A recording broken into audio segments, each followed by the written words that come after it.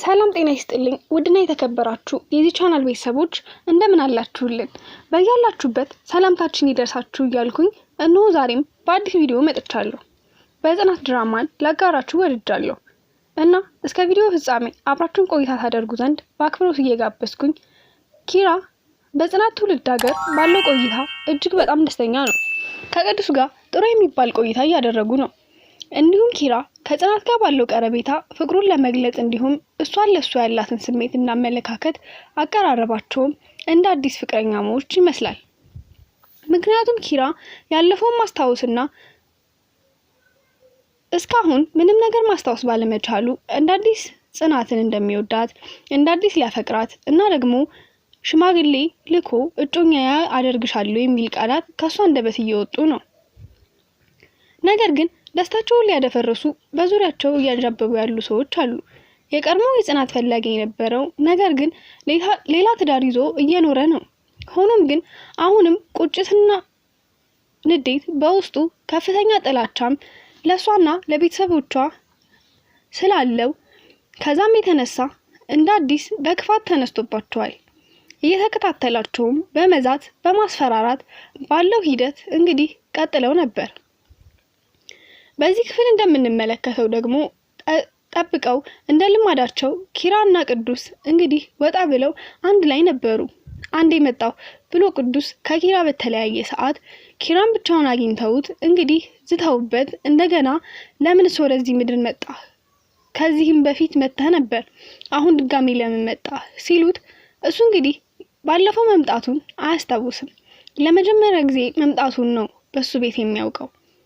በሱ ቤት ከመርሳቱ የተነሳ ሆኖም መልስ እየሰጣቸው እያለ እነሱም አንድ ሁለት ተባብለው እንግዲህ ኪራሚያው ችኩል ስለሆነ ቶሎ የሚናደድ ግልፍተኛ በመሆኑ በባህሪው ፈጥሮ የጽናት ፈላጊ የቀድሞ እጮኛ የነበረው ሲመታው እንግዲህ የሱ ወንድም ደግሞ በያዘው ከዘራ ቢጤ ኪራን ሳያስበው መጥቶ ማንጅራቱን ወደ ጭንቅላቱም መጥፎ ቦታ መጥቶት ጥሎት ወርቆ ራሱን ስቶ ነበር።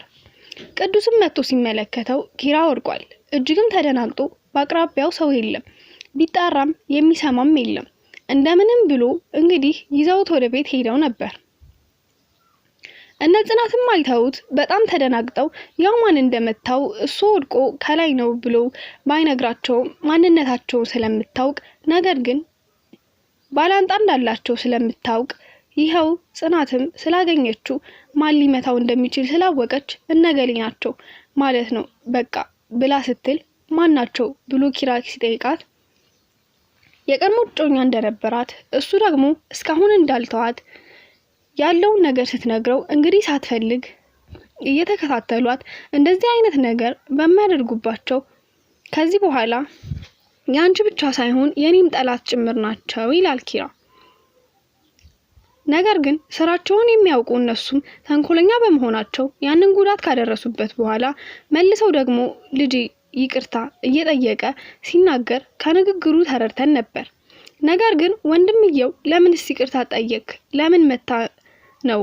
ለምን እግራቸው ላይ ትደፋለህ? ብሎ ይባሱን እሱ ብሶ ለምን ይቅርታ ጠየቅ ብሎ ወንድምየውን ሲመታው ተመልክተን ነበር። እዚህ ክፍል እንግዲህ አዳዲስ አንድ ሁለት ሰው ተጨምሯል።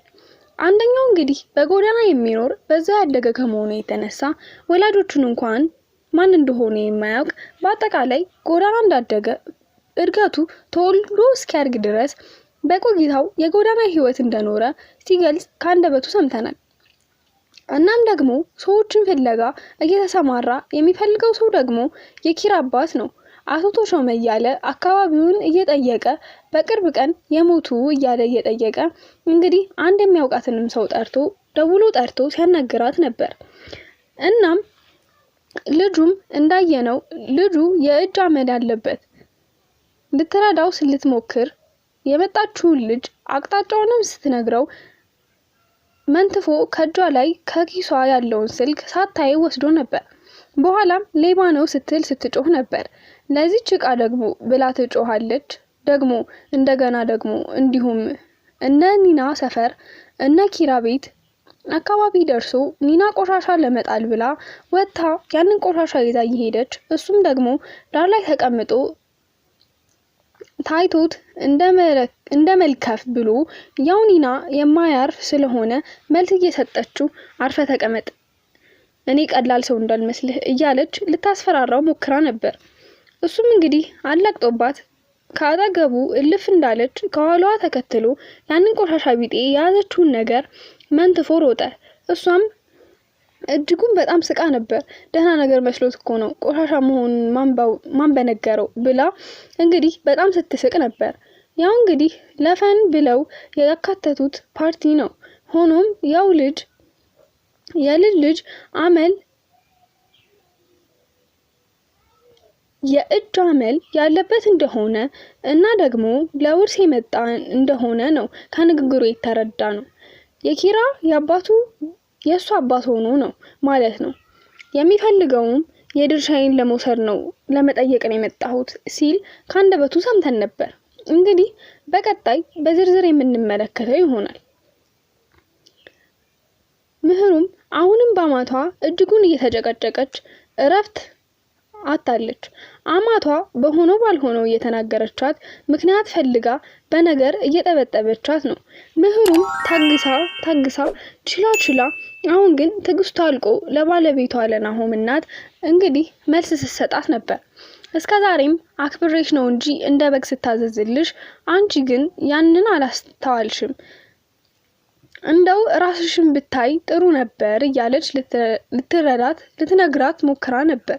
የናሆም እናት ግን ከሷም ብሶ ምህሩን እንግዲህ እላፊ አትናገሪ ብላት ነበር። ከዛም ምህሩ ያው የመጣችው አመጣጧ ለምርመራ ነው ታዛት ነው። ነይ ጽንሱን እናስመርምር፣ የልጄን ልጅ መሆኑን እናረጋግጥ፣ ልጄ ሳይመጣ ነው ይሄንን የምናደርገው ብላታለች። ምክንያቱም ልጄ ካለ ይሸነፍልሻል፣ ያው ውሸት እንደሆነ ነው አሁን ልቀበል ስለማልችል እሱ በሌለበት መሆን አለበት ብላ ታስጨንቃታለች። እሺ ብላ ታዛ ለምርመራ ነው እንግዲህ ሄደችው። ግን በዚህ ንግግር ባለመግባባታቸው እንደገና ዘገየሽ በሚል ነው ለምን ቶሎ አልመጣሽም አስጠበቅሽኝ በሚል ተጨቃጭቀው እንግዲህ በጣሙን ተናግራት ምህሩም ካቅማ በላይ ሲሆን ትታ ሄዳ ነበር። የናሆም እናትም የሆኑ ነገሮችን ገልብጣ የምትረዳ ሴት ስለሆነች ለዚህ ነው አየሽ ልጅ በሆድሽ ስለሌለ ያንን ደግሞ ዲቃላ ልጅህ ነው ብለሽ እያሳደግን ነው ተነቃብሽ ብላ እንግዲህ ሌላ ነገር አንጥታ በአሚሮዋ ጠንስሳ እንደገና ባለቤቷ ደውሎ ምህሩን ናቀችኝ፣ ረግጣኝ ሄደች፣ በአደባባይ አዋረደችኝ ብላ ሌላም ምላፊ ነገሮችን እንደተናገረቻት ለባለቤቷ ነግራው ባለቤቷም ያው ምህሩ በከፊልም ቢሆን ያውቃታል። እጅግ ትሁት እንደሆነች ስነ ስርዓት ያላት ሴት እንደሆነች በጣም የሚወዳት የሚያከብራት የልጁ እናት ሚስቱ ናት። ግን ያው ሚስታቸው ደግሞ ክፋት አሁንም ከሳቸው ጋር ልታያይዛት እየጣረች ነው። በጣም የሚገርመው የናሆም እናት እስከዛሬ ድረስ ያቺ ጽዮን ተብየዋ ቤቷ ኑራ እንደ ልቧ የማትታዘዝላቸውን እንደፈለገች የምትዞር የምትገባ የምትወጣውን በቤቷ አኑራ እሷ ሳትናገር ምህሩን እንግዲህ ማብጠልጠሏ በጣም የሚገርም ነው። እንዲሁም እስከዛሬ ጽዮንን እዛ ቤት ማኖሯ እንድትሄድ ባለማድረጓ ሌላም ተጨማሪ ሐሳብ እንግዲህ ያሰበች ይመስላል። ያቺ በኪራ ላይ አደጋ ያደረሰችበት ኪራን በመኪና ገጭታው እንዲህ እስኪሆን ተጽዕኖ ያደረገችበት ልጅ አሁንም እግሯ ላይ አልረፈም። ኒና ቤት እየመጣች ብሎም ከናቲ ጋርም ተገናኝታ እንግዲህ ናቲም ደግሞ የወደደች ይመስላል ካንተ ጋር መዋል ፈልጋለሁ ስትል ያው ናቲም እንደሚታወቀው ከኒ ነው ሰውንም ዘና ያደርጋል። ከኒና ጋር እንደውም ሁለቱም አልተቻሉ አንዳቸው ሌላቸውን በመተረብ ሁለቱም እንግዲህ የተመሳሳይ የሆነ ካራክተር የሚጫወቱ ናቸው። እና ይቺ የኪራን ገጪ የሆነችው ደግሞ ናቲን ወዳው እንግዲህ ራሷ እንግዲህ ከፍ አርጋ ልክ እንዳለቃ እንደ ሀብታም ያደርጋታል።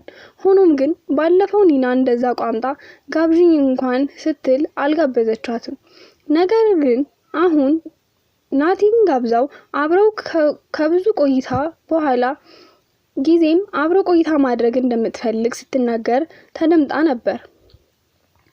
ይህ በጎዳና ያደገው ልጅ ደግሞ የአቶ ተሾመ ቤት ብሎ እየፈለገ ነበር። ወደነ ኪራ ቤት አካባቢም ደርሶ ዙሪያ ገባውን እየቃኘ ያለ ሰኒም ወደነ ኪራ ቤት እየመጣች ነበርና ልጁን አግኝታው አንዳንድ ነገሮችን ሲጠይቃት ነበር። ሰኒም ያው ሲሪሱና ሙሉ በሙሉ በቤት ውስጥ ኪራ ለመኖሩን አንዳንድ ነገሮችን አልነገረችውም። ያው ኒና ብትሆን በዚህ አጋጣሚ ወይናቲ ቢሆን ዝርዝሩን ነግረውት ቤቱንም ለማዘረፍ ያበቁት ነበር። ሰኒ ግን ሲሪሱና እንግዲህ ልጁን መልሰዋለች። ይህ በዚህ ክፍል እንዳየነው ነው። በሌላ በቀጣይ ክፍል የምነግራችሁ ይሆናል። ስለተከታተላችሁን እናመሰግናለን። መልካም ጊዜ